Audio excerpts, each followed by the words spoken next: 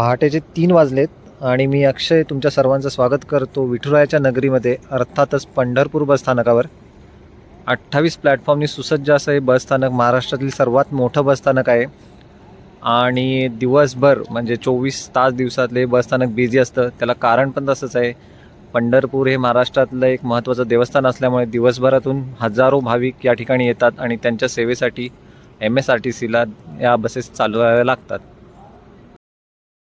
पंढरपूर बस स्टँडचा video मी already shoot केलेला आहे. तिथल्या बसेसचे फोटो माझ्याकडे ऑलरेडी आहेत. आता फक्त 5 ते 6 बसेस ज्या पेंडिंग होत्या त्यासाठी मी इथं आलेलो आहे आणि तेवढ्यासाठी मला आता 3 ते 10 साडे 10 वाजेपर्यंत इथं थांबायला लागणार. म्हणजे 8 ते 9 तास आपले इथं जाणार आहेत त्यामध्ये.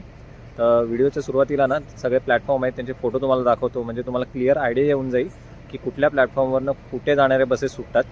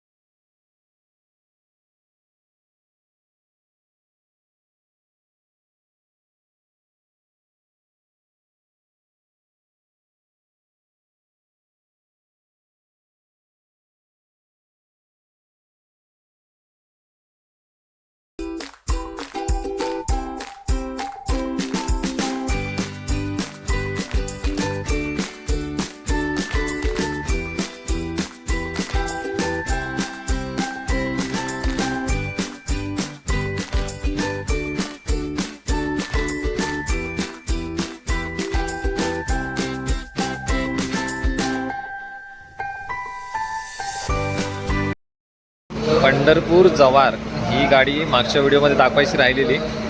यावेळी लागलेली आहे डायरेक्ट PS6 अशोक लेलँड नवीन बस.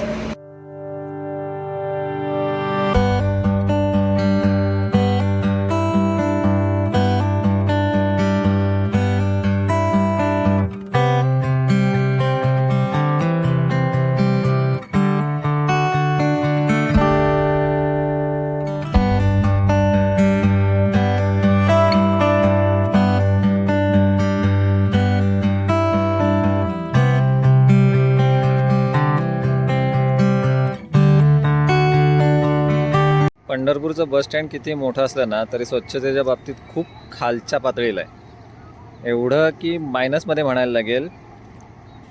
ज्या स्टँडवरची स्वच्छता धरा किंवा वॉशरूमचा यूज करायचं म्हणा, याच्यामध्ये कुठंच याची प्रगती दिसत नाही आहे. स्टँडवर सुद्धा खूप कचरा आहे आणि माझ्या मागे एवढं प्रशस्त असं वॉशरूम बांधलेलं आहे जेंट्ससाठी लेडीजसाठी. याचा वापर खूप कमी करतात आणि इकडे बॅरिकेड लावलेले आहेत. तिथून ते पूर्ण स्टँड संपेपर्यंत टोकापर्यंत ना जी ओली ओली जागा दिसते ना ती सगळी मुतून घाण केलेली आहे आणि त्याचा वास जो आहे ना तो पुढे स्टँडला पण येतो आहे. सकाळी मी स्टँडला आलो तर एवढा बेकार वास येतो ना इथं आणि याच्याकडं प्रशासन अजिबात लक्ष देत नाही. स्टँडचं प्रशासन पण देत नाही आणि कारण त्यांचे स्वतःचे कर्मचारी आहेत ना ते सुद्धा वॉशरूम करतात इथेच. ॲटलिस्ट बाबा तुम्ही त्यांना तरी समजावा ना की तुम्ही इथं करू नका. सकाळचे 9:30 वाजलेत आणि मी आलेलो आहे नाश्ता करायला. नाश्त्यासाठी मागवले पुरी भाजी, 4 पुऱ्या, 1 पापड, 2 भाज्या, सलाड आहे, मटकीची भाजी आहे आणि दुसरी बटाट्याची भाजी आहे. तर पुरी भाजीची कॉस्ट आहे 60 रुपये. मी जो नाश्ता केला ना तो समोरच्या स्वाद प्युअर व्हेज म्हणून हॉटेल आहे तर त्या हॉटेलला केला. जेव्हा केव्हा मी पंढरपूरला येतो तर मी याच हॉटेलला नाश्ता करतो किंवा जेवण करतो. तर मला क्वालिटी चांगली वाटते, हायजीन पण चांगलं आहे, स्वच्छता पण असते, त्याच्यामुळं कायम मी याच हॉटेलला जातो. तुम्ही पण कधी आलात पंढरपूरला तर या हॉटेलला ट्राय करा नक्की. सकाळचे 11 वाजलेत आणि मी जवळपास 70 बसेसचे फोटो घेतलेले आहेत आज. त्यामुळे तेवढा डाटा आपल्यासाठी सफिशियंट आहे. आणि माझा विचार चालू आहे आता की इथनं स्वारगेटला जाऊ, मित्र राहतो माझा, तर त्याच्याकडे जाऊन रात्री आपण जाणार आहोत ठाण्याकडे. पंढरपूर बस स्टँडचा आरक्षण कक्ष हा प्लॅटफॉर्म नंबर 20च्या समोर आहे बरोबर, आणि चौकशी कक्ष जो आहे तो प्लॅटफॉर्म क्रमांक 14 आणि 15वर आहे.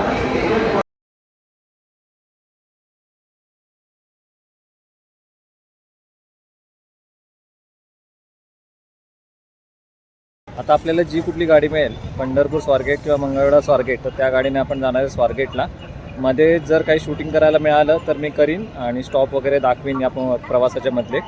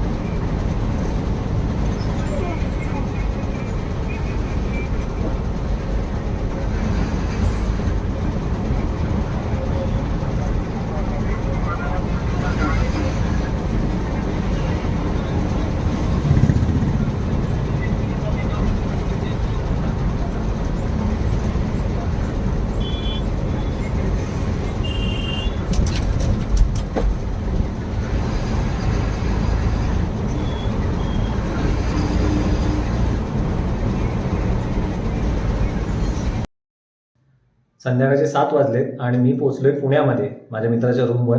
रूमवर यायचं एक खास कारण होतं. त्याची एक वस्तू मला घेऊन जायची आहे घरी. आणायचे मी इकडं आलेलोच होतो, तर म्हटलं जाता जाता घेऊन जाऊ. आणि आत्ता संध्याकाळी 8-9 वाजता मी याच्या रूममधून निघीन. 10 वाजेपर्यंत आपल्याला स्वारगेटला पोहोचायचं आहे. स्वारगेटवरनं आपण जाणार आहे ठाणे CBSला. दिवसभर आपण ठाणे CBSचा व्लॉग शूट करणार आहे आणि नंतर संध्याकाळी आपण परत घरी जाणार आहे. 10 वाजलेत आणि मी पोचलेलो आहे स्वारगेट बस स्टँडला. तर आपल्या प्रवासाचे 3 टप्पे पूर्ण झालेले आहेत. Sangli bus stand, Akkalkot bus stand आणि आज केलेला आहे आपण पंढरपूरचा बस स्टँड. तर शेवटचा टप्पा बाकी आहे आपला ठाणे बस स्टँडचा. तर ठाण्याला जाण्यासाठी मी आत्ता आलेलो आहे स्वारगेटमध्ये. मगाशी समोर गाणगापूर ते भिवंडी गाडी होती जिनं आपण पनवेलपर्यंत गेलो असतो. तर बघूया आपल्याला कुठली गाडी मिळते स्वारगेटवरनं पनवेलपर्यंत. तर पनवेलपर्यंत नाही तर डायरेक्ट ठाणा भेटली तर ठाण्याला जाऊ आपण.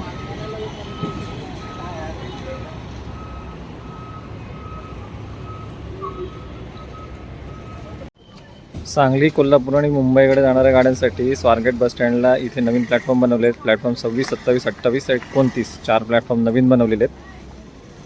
इकडे बघू शकता तुम्ही. पहाटेचे 4:20 झालेत आणि मी पोचलेलो आहे ठाण्याच्या खोपट बस स्टँडला. आजचा पूर्ण दिवस आपला इथे जाणार आहे ठाण्याच्या खोपट बस स्टँडमध्ये.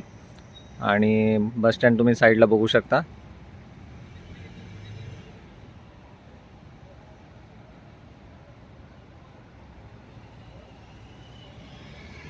दिवसाची सुरुवात करूया एक चहा आणि एक नानकेट सोबत. आणि चहा प्यायच्या काउंटरवर इथं समोर तुम्ही बघू शकता एक चार्जिंग पॉईंटसुद्धा काढून दिलेलं आहे. ही खूप भारी फॅसिलिटी आहे इथं. इलेक्ट्रिक शिवाई उभी केलेली आहे रोडला अलिबाग ते ठाणे अशी. कारण या स्टँडला पण आतमध्ये गाड्या पार्किंगला स्पेस खूप कमी आहे. 2 शिवाई आहेत ॲक्च्युली, ही एक आणि याच्या मागे अजून एक शिवाई आहे. सध्या अलिबाग ते ठाणे, ठाणे ते अलिबाग अशा शिवाई चालतात. ठाणे बसस्टँडमधून सुटणारी पहिली आणि सर्वात लांब पल्ल्याची गाडी ठाणे अकोला लागली आहे. सकाळी 5चं टायमिंग आहे हिचं. नाशिक, येवला, वैजापूर, छत्रपती संभाजीनगर, जालना, चिखली, खामगाव मार्गे अकोला. BS6 Ashok Leyland. यानंतर हळूहळू बऱ्याचशा लाँग रूट बसेस बस स्टँडला लागायला चालू होतील. तर आपलं मेन काम ते आहे बसेसचे फोटो घेणं. आता मी ते काम करतो आणि सोबतच जमेल तशी मी तुम्हाला माहिती पण द्यायचा प्रयत्न करीन.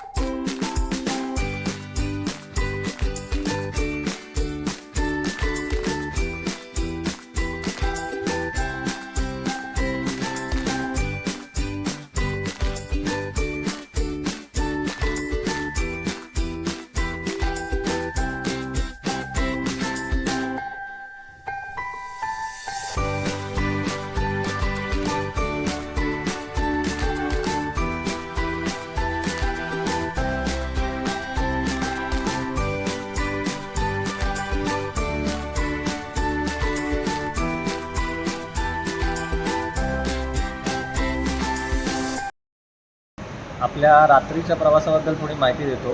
स्वारगेट ते ठाणे कसा केला. तर स्वारगेटला रात्री 11:30 वाजता मला मिळाली म्हसवड ते दादर गाडी BS6 अशोक लेलंड. तर त्या गाडीने आपण पनवेलपर्यंत प्रवास केला. त्याचं तिकीट लागलं ₹202 आणि पनवेलमध्ये आपल्याला मिळाली दापोली ते भाईंदर. आणि पनवेल ते ठाणे आपल्याला तिकीट पडलं एकूण ₹61. सकाळचे 8 वाजलेत आणि आपल्या चॅलेंजचे जवळपास 82 तास पूर्ण झालेले आहेत. 100 तासापैकी फक्त आता 18 तासांचा प्रश्न उरलेला आहे. तर 12 तास इथं शूटिंगमध्ये जातील आणि 6 तास आपले रात्रीच्या प्रवासामध्ये जातील. मला वाटते 100 तासाचा आपला जो जर्नी आपण घेतलेला सुरुवातीला 4 दिवसाआधी, तर तो कंप्लीट होण्याच्या मार्गावर आहे. या ठाणे CBS बसस्टँडमधून कुठल्या कुठल्या जिल्ह्यात बस जातात हे तुम्हाला एकदा सांगतो. पहिला आहे नाशिक, दुसरा आहे नंदुरबार, तिसरा आहे धुळे, त्याच्यानंतर जळगाव, त्याच्यानंतर अकोला, त्याच्यानंतर बुलढाणा, छत्रपती संभाजीनगर, अहिल्यानगर आणि कोकणामधले 2 जिल्हे आहेत रायगड आणि रत्नागिरी. 8:30 वाजलेत आणि गाडी बघा कुठली आली. मुंबई नंदुरबार आयशर BS6 गाडी पाठवली आहे नंदुरबार आगार.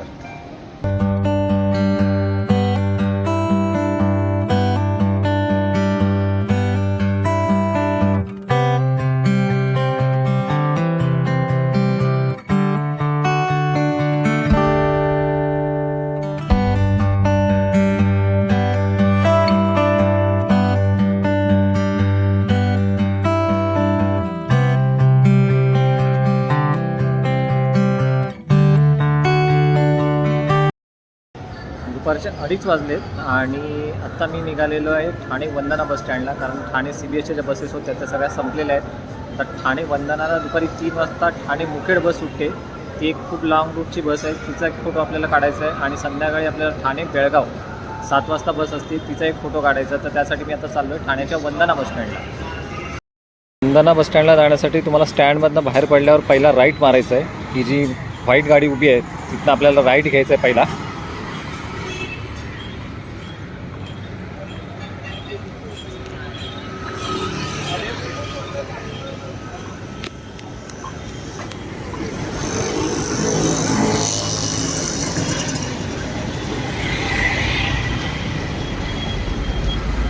आणि पुढं गेल्यावर पुढच्या चौकातनं लगेच 1 मिनिटाच्या अंतरावर पहिल्या सिग्नलपासून पण आपल्याला राईट घ्यायचं आहे. आणि डाव्या साईडच्या फुटपाथवरनं चालत राहायचं आहे. आपल्याला 1 किलोमीटरच्या आतमध्ये ठाणे वंदनाचं बस स्टँड मिळेल. या फुटपाथ रोडच्या आतमधून तुम्हाला चालत राहायचं आहे. तर तुम्ही डायरेक्टली 1 किलोमीटरच्या नंतर ठाणे वंदना बस स्टँडला तुम्हाला पोचता येईल. आपण ज्या बाजूने चालतो आहे राईट साईडला त्याच साईडला बस स्टँड आहे. फक्त या फुटपाथने चालत राहायचं, तुम्हाला 15 मिनटं लागतात पोचायला. मी पोचलेलो आहे ठाण्याच्या वंदना बस स्टँडला. माझ्यासमोर बघू शकता छोटंसं बस स्टँड आहे ठाण्याचं वंदनाचं. तर या बस स्टँडवरनं तुम्हाला पुणे, सातारा, सांगली, कोल्हापूर, सोलापूर, धाराशिव, बीड, लातूर, नांदेड या जिल्ह्यात जाणाऱ्या बसेस मिळतील.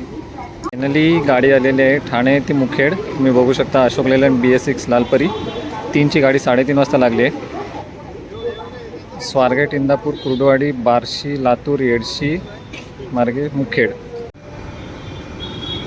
मुंबई छत्रपती संभाजीनगर सेमी लक्झरी बस चालली आहे रात्री 8:30 वाजता.